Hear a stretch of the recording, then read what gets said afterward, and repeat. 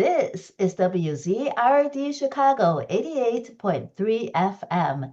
And we have with us Peter Paulsen of TurksHeadKnot Quintet. And and his recent album is Woulda, Coulda, Shoulda.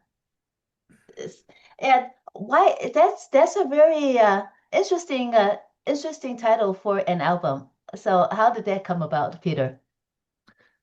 You're correct. It's a very interesting title and sometimes not so easy for people to relate to, but it's kind of a saying that comes from parts of my life that uh, it's hard to explain, woulda, coulda, shoulda. It's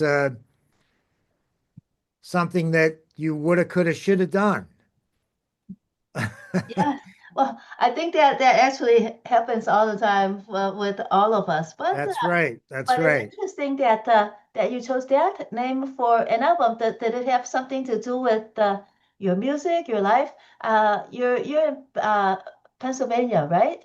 I am in outside of Philadelphia in Pennsylvania in Yes. Westchester. Yes. Yeah. Uh, I probably has more to do with the bandmates that I have. My colleagues in the band, we like to joke with each other and they've heard me say that before and I think it was just my way of kind of surprising them with an unusual title to the CD that they've already heard me say. Uh, and it's also kind of an open-ended saying, woulda, coulda, shoulda is there's more to come. Hmm. Yes. So, coulda. Let's break it down a little bit. Yeah. Coulda. Was there something that you maybe a piece or something that you revised and then could have done better and it's here now on this album?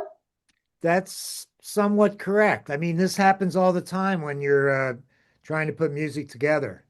You second guess yourself, and yeah, so has a lot to do with that. Could you relate to us about which track it is on your album I that I was think the it's coulda? kind of it's a general thing. Uh-huh. It's Yeah. not a very specific thing. Hmm. Yes. Yeah, yeah, very generally. And your tracks, uh, you uh, you composed. So did Yeah. you how did you put it all together? Like those that you composed and you didn't compose all of them, right? Like some of them. To just everything except two of them. One's the arrangement of Thelonious Monk's Ask Me Now, Yes. and the other one is by one of the bandmates that I asked him to write a piece for the CD, and that's Maker of Birdhouses. Uh-huh. But I think the CD is representative of about a year's worth of work Mhm. of composition and um, trying things out, doing gigs with the band. And before the CD, we did three or four jobs, one in Baltimore, one in Allentown, Pennsylvania. Um, and yeah, so I'm I'm especially happy with the compositions. Mhm. I Yes. wrote them specifically for this band and also to include the EV, the electronic valve instrument, try to make that part of an acoustic band, even though it's an electronic instrument. Mhm. Yeah. Oh, so this band they what is special about this band and why these compositions? You said that you had these compositions in mind for this group of people, this group of musicians. So what is the common thread among them, would you say? Well, I'm not sure whether there's a common thread. I would just say that I was attempting to use the saxophone and the EV as two horns, a two horn band with rhythm section, Mhm. and also John, who plays the EV, synthesizes a lot of his own sounds. So he specifically came up with sounds for each piece, very specific to that piece. Yes. Uh, and then also, we're all really interested in not only the written composition aspect of it, but also the improvisation. And the all five guys are great improvisers, and I was trying to give them some harmonic, rhythmic space to improvise over. And I will say that a lot of the pieces are quite challenging Right. to improvise over. Yes. 'Cause it's fascinating to create new sounds. Like you Yeah, said, for these pieces, it's very challenging, and of course, it's interesting to listen to. thank you. Thank you. So, what about the Turk Heads Knot? What about that name? Where does that derive from? Actually, well, we all know what a Turk's head knot is, or some people do. It's a type Uh-huh. of knot that's a very, in fact, on the CD of the actual CD, there's a Turk's head knot on that CD, and so it's this interwoven knot. So kind of depicts visually what a band should be, is very cooperative and integrated with each other and know each other well. And also, the real origination of the name is from the town that I live in is Westchester, Pennsylvania. Yes. But in the 18th century, it was called Turk's Head. Oh, And um, I'm kind of thinking that it was because it was a hub of transportation in Chester County. It's the county seat, and maybe that's where the name. I'm not quite sure where the name comes from, but it seems to me that it might be that for that reason, that it was a hub where everybody came together during that period of time. I think in the mid 1800s, so the 19th century, it became Westchester. mm, really? So yeah, so I took the name of the town and then I added that knot because we all know what a knot, the Turks head knot is, and Yes. just kind of descriptive of the band and also where we live. Hmm. Beautiful name. Oh, thank you. One of your bandmates, he played in Romania. Were you there as well? Did you play with him? I saw in the website. No, I've never been to Romania. So, okay. I have a few Romanian friends, and my wife's been to Romania. She's an opera singer. She sang opera in Tiramisu. Oh, Uh, but I've never been there. No. does your wife have any influence in your compositions? It'd be fascinating that opera blends with jazz. Well, I guess she's definitely influenced my music and the way I approach playing the bass. Mhm. Um, trying to, we're trying to mimic the human voice. Mhm. Um, and she's also, both praiseworthy of my music and critical of my music. So yeah, I take her comments quite seriously, and that's about the only relationship. Although I play classical music. I guess you may have seen that in my bio, but I'm in two symphony orchestras, and that's kind of 50% of my playing is classical music. So I am very influenced in that, both in my writing and the way I play the instrument. So your compositions are definitely influenced by classical music then, for sure. For sure. Hmm. And Yeah. how did you start? Did you start training, start taking lessons at a very young age?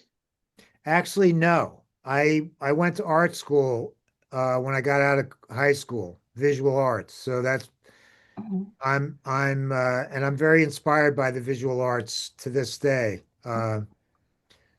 But I didn't start playing the bass till I was 20.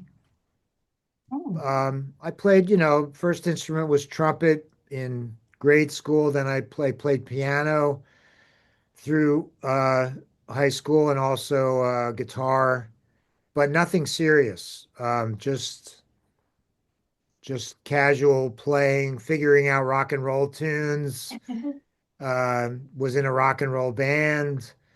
Yeah, and then I started playing the bass in when I was 20 and completely by ear, no reading.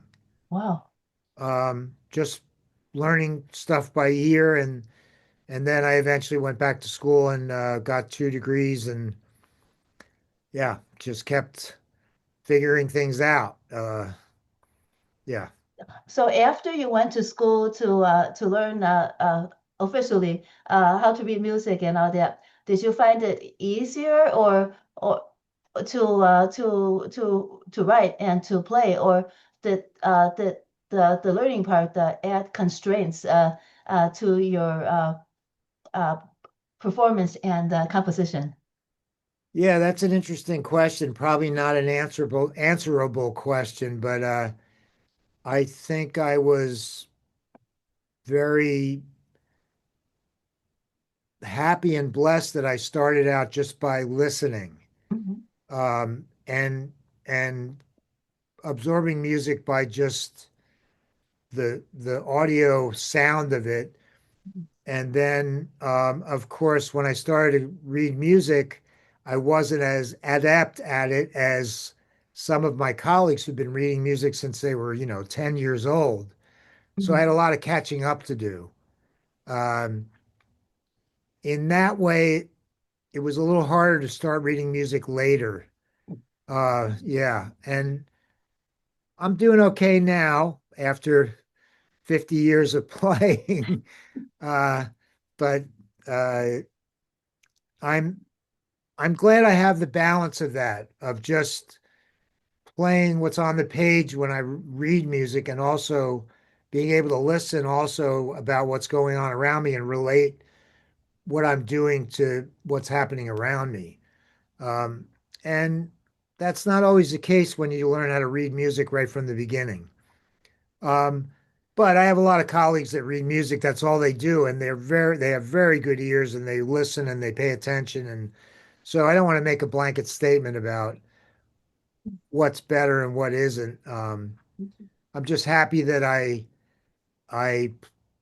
play improvised music, and it's a good variety to my musical career. When did you start playing professionally?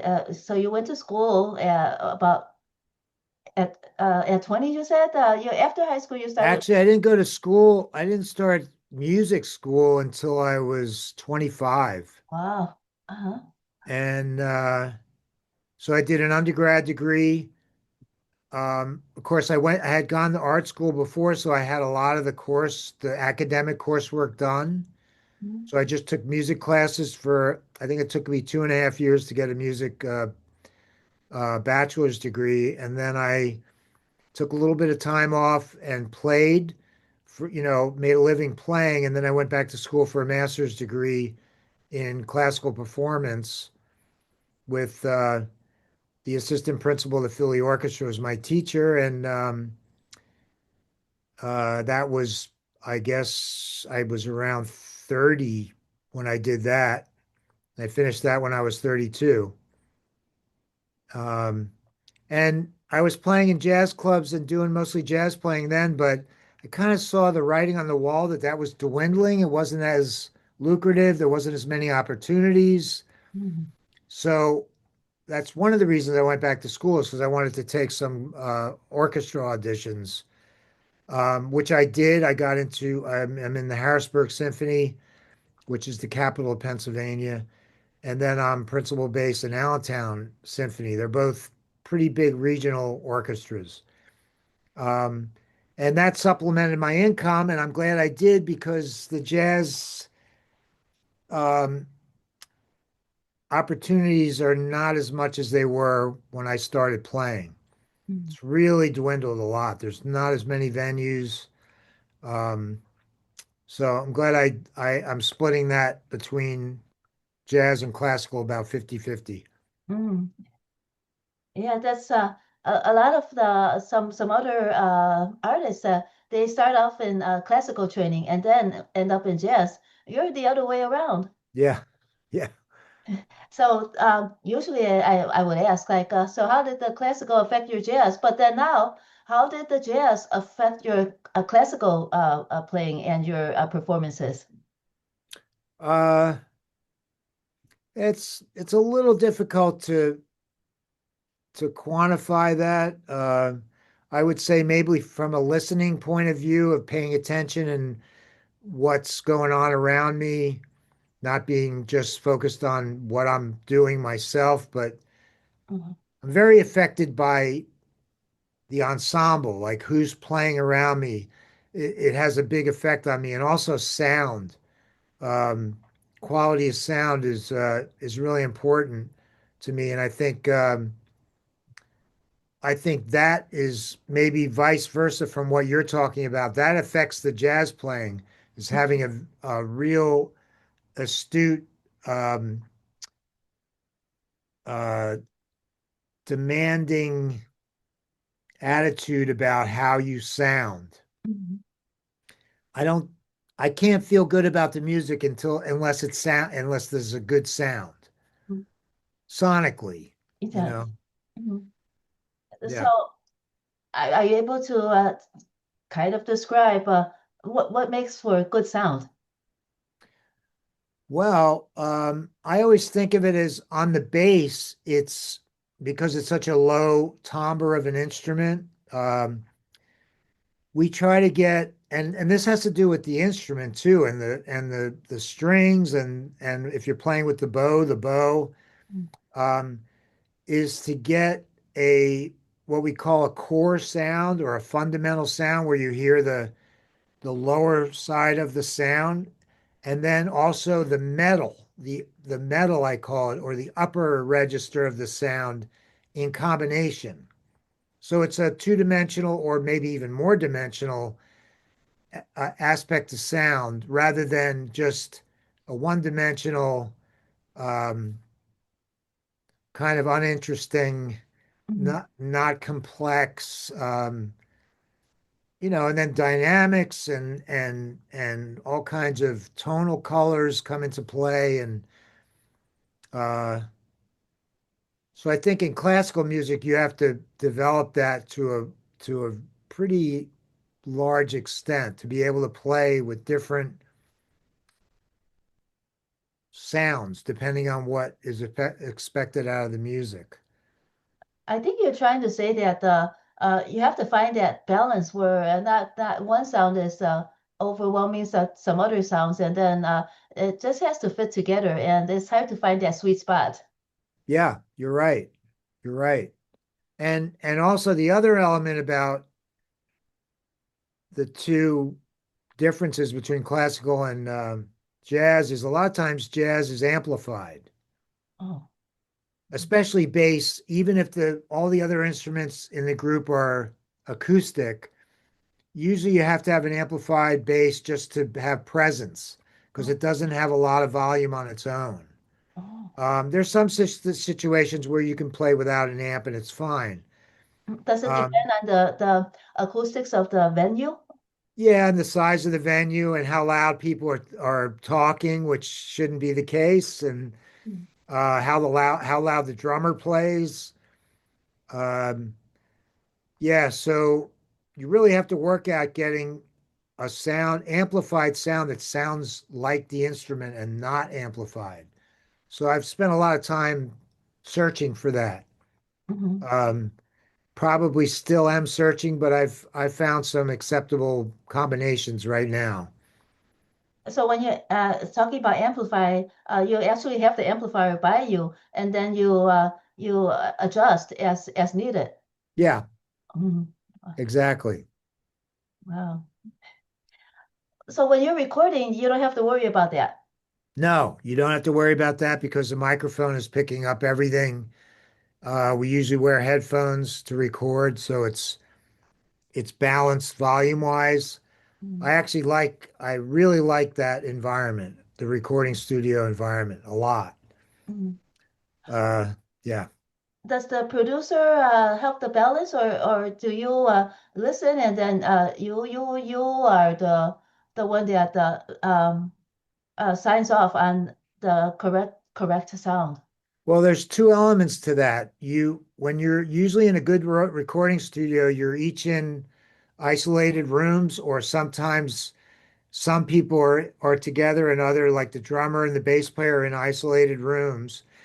And you have a little mixer right there that you can change the tone, the volume, everything to get it to sound like you like it in your headphone. Mhm, So while you're playing, you're comfortable. mhm, But that's not necessarily the sound that the recording engineer is getting.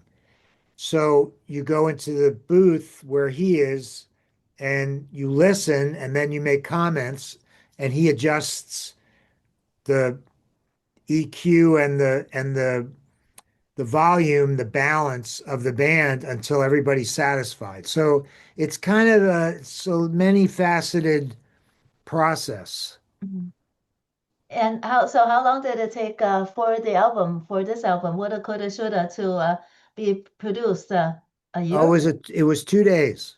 2 days? 2 days. Oh. Yeah. And actually this happens to me quite often. I like to do 2 days worth of recording. Mhm, And in this particular case, as in some of the other ones, the first day is fantastic. mhm, And I end up using most of the tracks from the first day. Second day, maybe one track. I mhm, think off this recording, there's maybe one track that's from the second day. mhm. So what happens on the second day? Kind of burnt out from the first day? I don't know. I'm not quite sure. I think it's like a focus thing. You know, everybody's very focused on the first day Yes. Mhm, and ideas flow a little better. You wouldn't think the band would play. You would think the band would play better after 2 days of playing, and it does, but there's just something about that initial recording session that has life. mhm. Has that It's magic, has that magic on the first day. Yeah, and that's not easy to get. Mhm. Um, and you can try too hard to get it. You know, you can like it's like rehearsing. You can over rehearse stuff and then it's not good. And it ends up and into what happens on the second day. And we'll say it again. It ends up into what happens on the second day. Yeah, exactly. Right. Right. So it's paradoxical in a lot of ways that, you know, when you just come in there and you're all focused and you're just playing, something happens. And you know, I've heard quotes from people all the way back to Roll Morton and Duke Ellington in that period of time. They'll all say the first take is the best take. Mhm. Yeah. Miles Davis is famous for saying that. First take is always the best take. Mhm. So before the recording in the studio, did you try out the different compositions and performing and yeah, over a certain part of the time before this deciding that now it's time to record? Yeah, we did about a month of live concerts. Uh-huh. Yeah. And what was the audience reaction like from in the beginning of that month to the end? Because I'm assuming that you kept on changing. Yeah, a little bit, but it was pretty good all the way. We got really good response from all the places we played. Did you already schedule the production at the end of the month, or as you were as the band was playing, finally you decided now it's time to schedule? No, we have you have to schedule really early because everybody's schedules are so busy that it sometimes takes a long time to get everybody free on the same 2 days, Sure. you know. So Yes. I booked it probably before we started playing the live gigs a month before. I booked a recording session. Mhm. Yeah. How many albums have you done before? I think this is my seventh under my name, and then I'm on some other sideman on other people's recordings, but there's seven under my name. Mhm. And what about the classical? Did you record anything uh, classical as well? Well, both the orchestras I play in do yeah, they do recordings. Uh-huh. Um, they don't put them out for public consumption because of union constraints and expense. Although I think Allentown Symphony I think is going to put out something next year because they got a little bit of help with a grant. Oh. And we have a really great engineer there that gets the most amazing quality recordings. They're really, they're staggering, really surprising how good he can get the orchestra to sound. Wow. And just using three microphones, he does it the old style way that they used to do in the 40s and 50s, where you record the orchestra with just three mics. Mhm. And this particular engineer he builds his own mics. It's kind of a mad scientist type, you know. Mhm. And it's really wonderful the results he's getting. Oh, you're lucky to have him. Really lucky to have him. He is really a unique person. Mhm. Yeah, because that was way before the digital. It's the warmer sound from the pre-digital.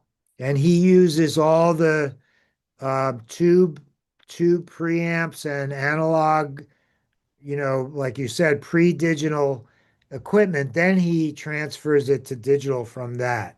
And a Mhm. lot of people are doing that because there's much warmer recorded sound.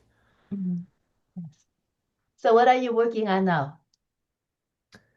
Actually, I have a concert on next Saturday and Sunday of the Verdi Requiem, Oh. Giuseppe Verdi. It's a big orchestra choral piece with the Harrisburg Symphony, and then the following week I'm doing the Mozart Requiem with Allentown. So I'm mainly just practicing that music. And also I teach at a university, and this is kind of our getting towards the end of our semester, so I'm really working hard with the students to get them ready for final juries. Hmm. Yes. Yeah. What about your wife? Do you ever play in a performance that where she is singing? Yes. Yeah. In fact, this TurksHeadKnot Quintet, I also have a contemporary music group, which is more classically oriented, although we do improvising in that, and that's also called TurksHeadKnot. Oh, But it's just TurksHeadKnot Contemporary Music Ensemble, oh, and she has sang a couple of song cycles with us. So five movement pieces. wow, Yeah. that's interesting. Any recordings of those performances? Yeah, I have recordings of some of them. In fact, I have a recording of it's a DVD of we rehearsed this piece and it was open rehearsal, so all the students at the university came and they asked questions.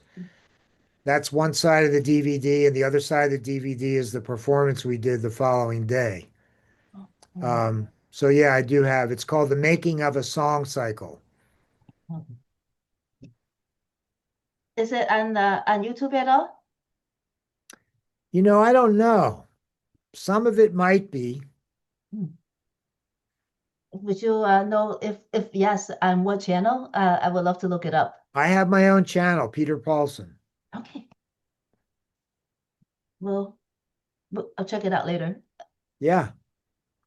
Well, Peter Paulsen, thank you so much for joining us and for sharing your insight and your talent. And good luck to you in your future endeavors. If our listeners want to learn more about you and hear more of your music, where should they go? You could go to Paulsen Music, Paulsen music.com.